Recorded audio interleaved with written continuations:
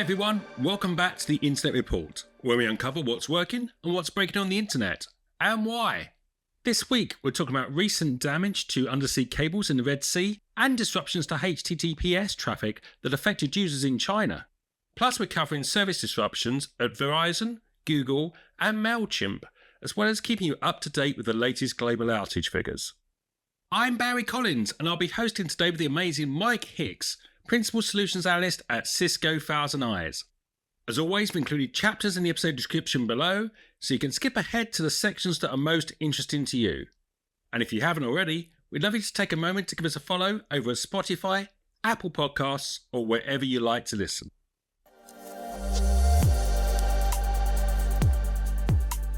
Subsea cable systems in the Red Sea were damaged on September the 6th. What was the impact of those cable cuts, Mike? We saw a couple of different impacts. From a regional perspective, we saw some rerouting and these local connections showed some increased latency. Despite having sort of dedicated cables, this is probably due to some regional topology changes that came across there. Then we saw some cross-provider degradation. We saw patterns across multiple different cloud providers that confirmed we were sort of looking at some from an infrastructure level. So it wasn't specific to that provider. It sort of came across the two. And then also what we saw with traffic traversing through this region, we saw elevated latency that occurred sort of around that time of the damage being notified, and the elevated latency sort of continued days after the cuts were going on, which sort of indicated some ongoing capacity constraints. So Microsoft confirmed that they're rerouting traffic to alternate paths, and they actually sort of made an announcement that there was going to be some slower performance of what they said through longer and more congested paths, but essentially what we're probably looking at is sort of shared bandwidth. There's some of the regional telecoms, such as Pakistan Telecoms, had arranged alternative bandwidth channels, and then there was sort of widespread slowdowns within that region itself. By summarising that, we saw the providers sort of sharing reduced capacity across the remaining working cables. Remember, we actually still have multiple systems running through this area. The fact then that we actually wanted to sort of share bandwidth across those effectively sort of create congestions on these alternate routes. Subsea cable repairs aren't an easy fix. In your experience, how long might it take for these services to return to normal? First of all, there's this damage assessment required. So the cable repair ships, they first got to locate and assess the extent of the damage. Now, these cables, we don't know whether they're severed, whether they're completely broken, or they're just damaged. All that we understand is they're experiencing signal degradation. This repair scope is going to sort of vary by that damage. You know, we might be some localized fixes that could be done. Other times they actually need to retrieve the cable, splice the cable. Reinstallation repair time is going to depend very much on the severity of that cable itself. And if these cables are severed completely, the repair ships, they need to drag the cable up. They need to take a long part out so they can actually repair it. And this can sort of take weeks depending on sort of the water depth and the exact damage location. They effectively have to go up and down the path. Now, they can understand to a degree where that issue is by using some optical finders to actually understand what's happening there and looking at some of the signal strength they're coming back. But ultimately, it really comes to this, we've got to sort of go down the path till we find it. Now, once they've actually retrieved that, they've just got to pull the cable up and actually do that repair to it. The other things then you have to consider is where this damage is occurring. You have to have sort of specific permits for various areas there. So operating in the Red Sea itself requires coordination with multiple regional authorities and sort of maritime safety protocols themselves. And if we've got a high active shipping zone, we also have to be careful of that when we're operating that area there. And in this case, we're talking about multiple systems. We assume they're damaged in the same place, but it might not necessarily be. So we could actually require multiple vessels to actually sort of repair these cables themselves. All of this sort of stuff comes together. It's going to take time. What we see initially is this sort of network optimization of existing rerouting paths, where we can actually reduce latency, and this will occur over a period of time. So we saw the immediate workaround where we sort of see this increase in latency and slowdown of times.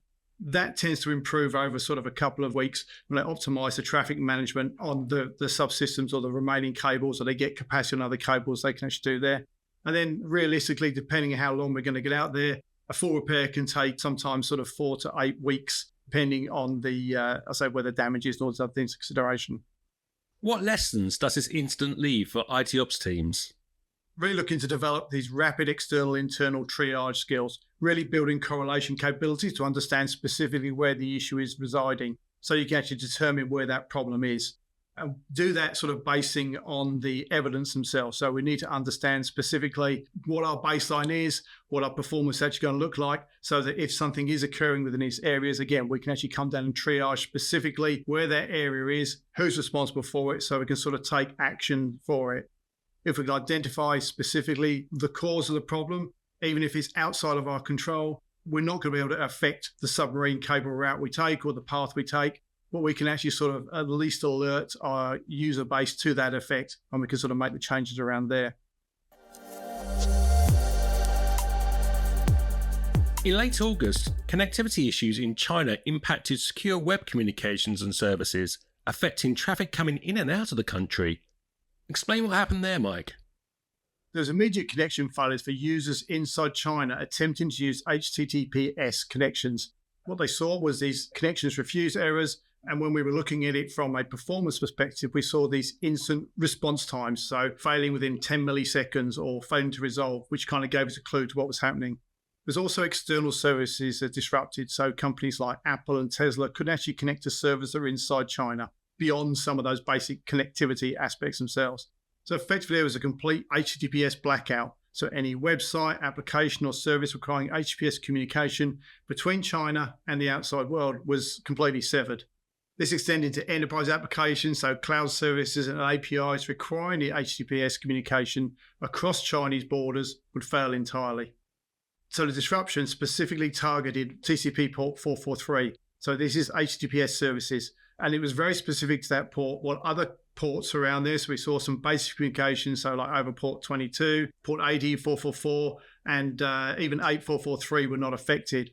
And it was this bi-directional disruption that affected the Chinese users accessing external sites, and I say the stuff coming in from the outside itself.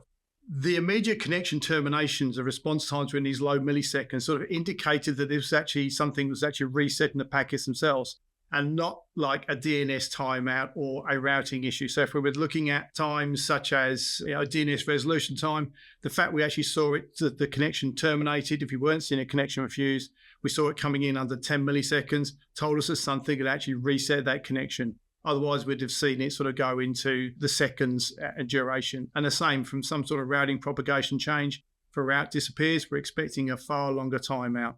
And even if you're thinking about when you're having a timeout to a web service, you're normally looking sort of 1,500 milliseconds or something like that before the page gives up and goes away.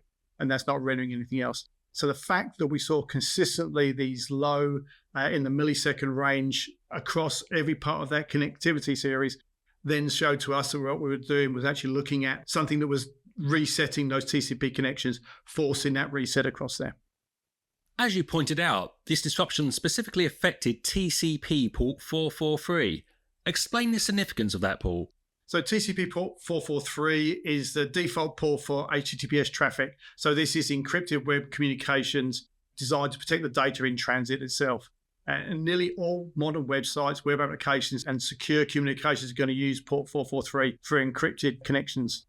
And beyond this, you're looking at sort of the cloud services, API, software updates, and enterprise applications are going to default and rely very heavily on this 443 for their secure communications. There's sort of various estimates around there, but if you the ones we've sort of seen are sort of 80 to 90% of web traffic is now going to use HTTPS instead of unencrypted HTTP, sort of making this effectively a critical port it's going to communicate over. The impact of actually then blocking that port 443 means it's going to cripple web browsers. So users can't access secure versions of the website.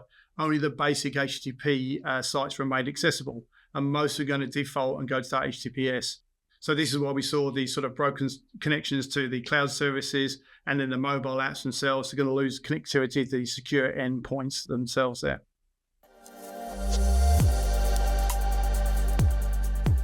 Verizon's wireless network experienced a nationwide outage in the US in late August, lasting about 7 hours. What occurred here, Mike? So this is a complete service loss, with users reporting device was stuck in SOS mode or satellite mode. So this is around for 7 to 10 hours and was obviously limited then to emergency calls. It was kind of a random pattern, according to reports. So some households had mixed results, some family members with the service, others, even with identical devices, couldn't activate. But again, anecdotally, what they could do was actually connect to their local Wi-Fi within the environment and make calls over there. Even some Verizon stores couldn't activate new phones or eSIMs during this disruption itself. Now, the fact then we're looking at from a cellular perspective kind of gives us an indication of potentially where that issue was. So it appeared to be some sort of registration authentication failure. This random pattern and the activation failure sort of pointed to a centralized back-end system. And we say that because if it was something to do with the towers or the registration for each of those elements, it would have been very regionally focused. But this was across the country. And although 7 to 10 hours was a long period of time, it's still far less than what would have taken from a truck roll. So therefore, we think we're looking at some sort of software failure itself.